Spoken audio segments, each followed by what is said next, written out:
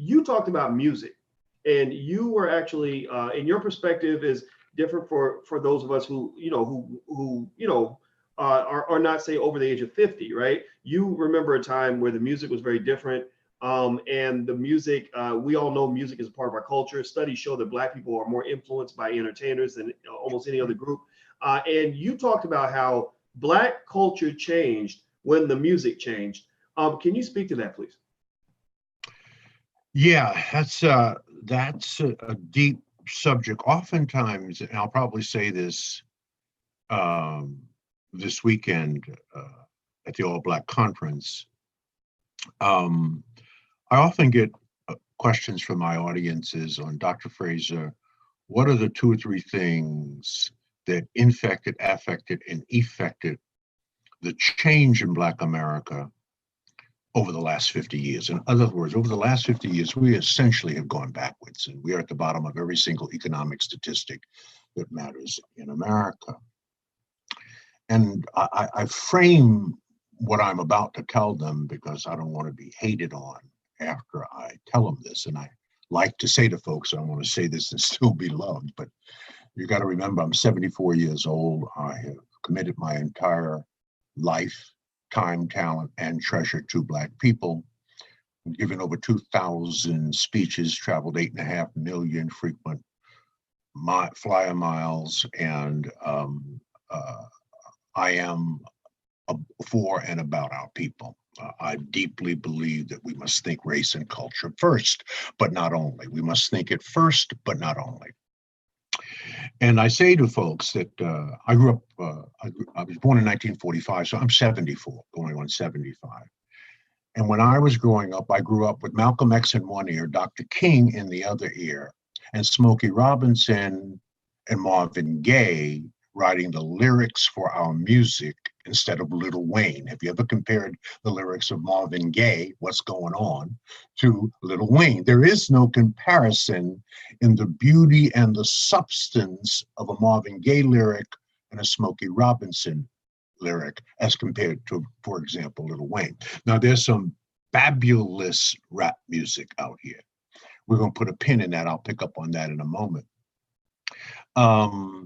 Music is very important and very powerful to us because we learn differently. Black people learn differently than white folk. We're oral, visual, tactile, kinesthetic, and auditory learners, right? We're oral, visual, tactile, kinesthetic, and auditory learners. So music and all of the substance and history that goes into the words that make our music is one of the prime communication tools for Black people. It was used very effectively with humming and hymns, even during slavery. Secondly, rhythm is a part of our DNA.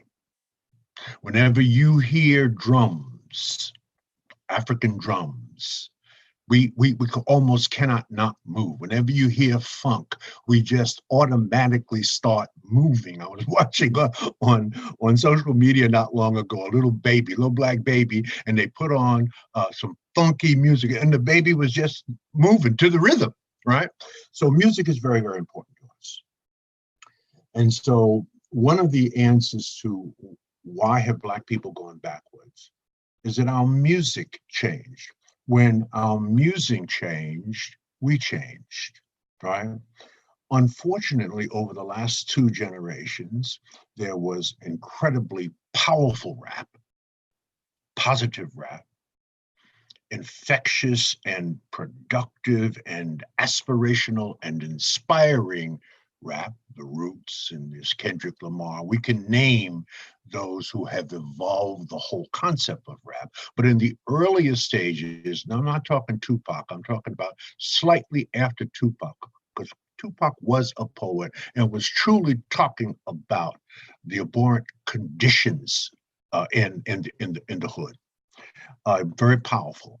That morphed into sort of a gangster rap where the lyrics of that rap were things that reinforced stereotypes, the thug life, and you know the messages. I don't want to repeat them. And it was fundamentally denigrating our people. I mean, we are the only ones singing songs about our people that reinforce negative stereotypes of our people. When we start calling ourselves niggas, bitches, and hoes, there is no other culture on the planet that does that but us, right?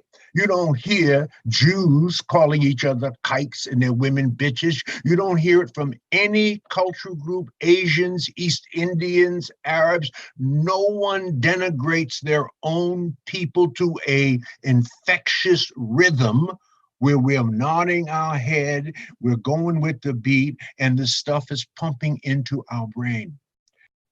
The first addiction is we are addicted to instant gratification versus delayed gratification. The goal is to win, not to look like we're winning. I would rather carry a plastic bag with $5,000 in it than to carry a $5,000 Louis Vuitton bag with $100 in it. That's looking like you're winning. That's not really winning.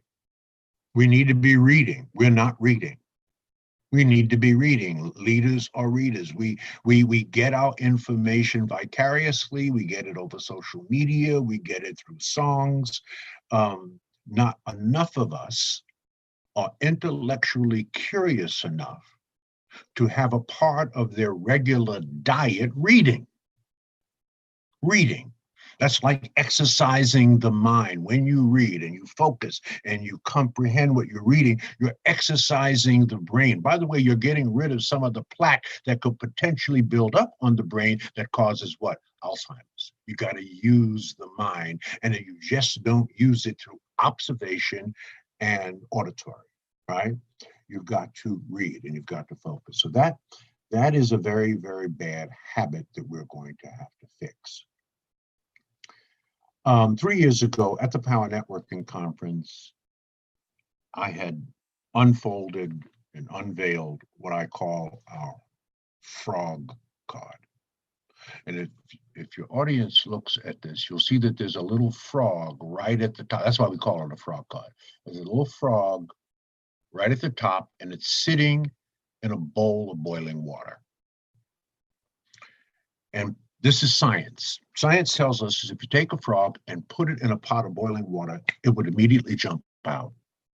If you take that same frog and you put it in a bowl of cool water and slightly heat the water incrementally over time, each incremental measurement of heat, the frog will adjust to it, get comfortable in it. Then you can turn it up a little bit more.